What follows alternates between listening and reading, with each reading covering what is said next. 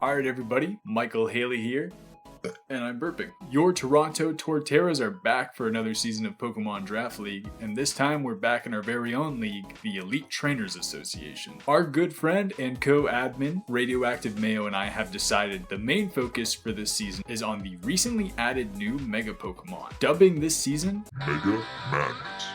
This season is set to be played in Showdown's Champions Nat Dex draft format, making all Pokemon level 50 versus level 100 and the merging of the EV and IV systems. Each coach has 140 points to draft 12 Pokemon on their team. You must at least have one Pokemon from each tier: top tier, high tier, mid tier, low tier, and bottom tier. As for the Mega Madness, each coach must have 2 to 3 Mega Pokemon on their team, with Mega Pokemon having their own point system. Each coach is given 6 Mega Points. Going into the draft, I really wanted to secure my favorite new Mega Pokemon, which is Mega Raichu Y. When I saw that it was the 8th of 12 picks in the draft, I quickly gave that hope up. Raichu Y is one of the top new Megas, so assuming coaches would go after it and the other top Megas, I figured I would use that to my advantage and go after a top tier Pokemon. So with our first pick, I ended up getting Roaring Moon. Long gone are the days of Roaring Mid. Now Mr. 2 times banned from OU himself will join our team. Incredibly strong, very fast, this thing is an absolute monster. I'm excited to set up Dragon Dances with this thing, run Banded sets, or even just booster energy sets to pick up a lot of kills with this thing.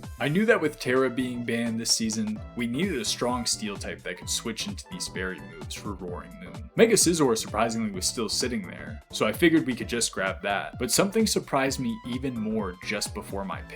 Nobody had picked Raichu Y. 160 base special attack, 130 base speed, no guards so you never miss Sap Cannon, a 120 base power move that always guarantees paralysis, still sitting right there for the taking. I couldn't even believe it. I was getting my cake and eating it too. I couldn't just ignore the fairy issue though. So with our third round pick, I made sure I grabbed a high tier steel type, Ferrothorn. A defensive staple since Generation 5, Ferrothorn can easily live just about any hit as long as it's not fire, while dealing easy damage back with its Iron Barbs ability in combination with a Rocky Helmet on most physical attackers. In the fourth round, I grabbed Primarina. Primarina and Ferrothorn cover each other's weaknesses well, so I thought they make a great defensive pair. It offers us some slow flip turns into our big threats, as well as maybe pressuring opponents into bringing their electric types against us, which we can use Raichu's Lightning Rod ability pre-Mega Evolution to get a free special attack raise on it. Everything at this point in the draft was going very smoothly, and that was until one of the coaches pointed out to Mayo and I that maybe 140 points for the whole team was a little bit much. Every team was required to at least draft 2 Mega Pokemon, at least 1 from each of the tiers, making 7. With Mega Pokemon costing their own currency, it did seem as though coaches still had a lot of free points to spend on these remaining 5 slots. To make things worse, we forgot to include a rule we normally incorporate that prevents players from having more than 3 top tier Pokemon. So rosters aren't too top heavy and there's a good balance between teams. We knew that nobody would really want to restart the draft at this point, so we chose to take it on the chin and just play it out. Now all of this is a very long-winded way This is all a very long-winded way of saying I needed a rapid spinner this round, so I went ahead and I got Terrapagos. If we have all these points, we might as well use them up. I had Terrapagos last season in Swade's draft league, but I never really felt like I used it to the best of its ability. I feel like with much bigger threats on the team, such as Roaring Moon and Raichu Y in front of it, it'll open up holes for Terrapagos to come in and be able to pick stuff off, while still supporting the team using Rapid Spin to remove hazards. Now the team was starting to look a little weak to fighting types, like a good close combat user was looking pretty good into the team. Got a little something like a little round 6 Tapu Lele, man. 130 special attack is a great offensive stat, and 95 is a higher speed tier. It makes Lele a good choice Scarfmon we can use. We can spam strong Psychics and Moonblast into teams, and we have Focus Blast to never hit the steel types if we need to. We also set up Psychic Terrain with our ability, so Pokemon slower than Raichu or Moon can't hit us with strong priority moves, and they're forced into bringing Scarf Pokemon of their own. We still needed to draft a Pokemon from the remaining tiers tiers, a mid tier, a low tier, and a bottom tier.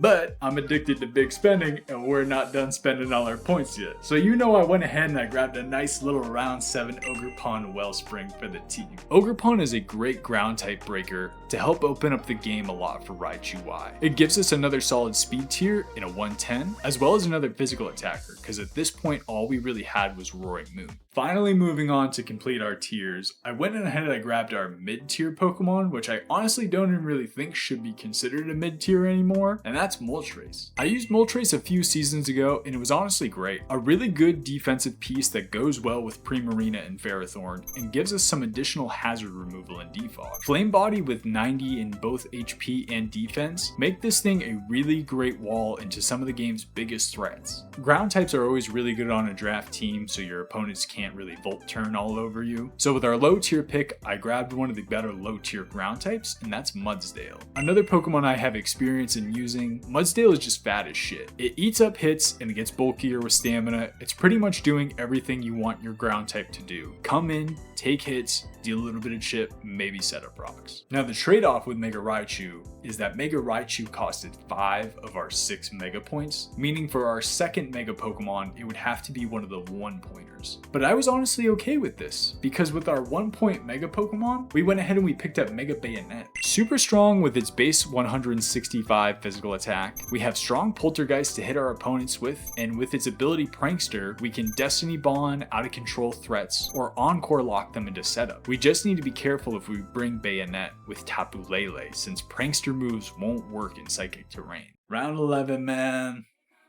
You all thought we were done spending points, but I got one more big spend in me. We went ahead and we grabbed a round 11 Glamora. Always good to have a grounded poison type on your team to eat up the toxic spikes. It's even better to have the Pokemon that's literally known for setting up toxic spikes. Now we effectively used just about all of our points. So for the last pick of the draft, we only had 1 point, which was perfect to get our bottom tier. And there was no other Pokemon I could really think of to only spend 1 point on besides Kricketune. I don't know if we'll ever really bring Kricketune, but if we ever want that sticky web angle, it's a nice cheap option for us. This is literally...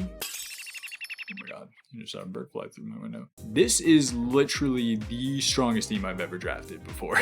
Like on paper, this is actually the strongest team. 9 out of the 12 Pokemon on this roster are labeled as OU or higher. I mean, the only 3 that are below that are obviously Kricketune and then Mudsdale and Bayonet. Besides that though, every single Pokemon we have on our team is a threat. So that's going to be your Toronto Torterras for season 8 of ETA. It does kind of stink. Mayo and I messed up the whole point thing, giving everyone a little bit too much, but I do think it might work out for the best. You know, there might be some good to come from this. I'm very excited to see how this goes. I'm very excited to use this team. This is like, I'm gonna say it again, this is the strongest team I've ever had, so I'm just personally very excited to use this. Looking forward to getting back into draft again, and I will see all of you for our week 1 game next week.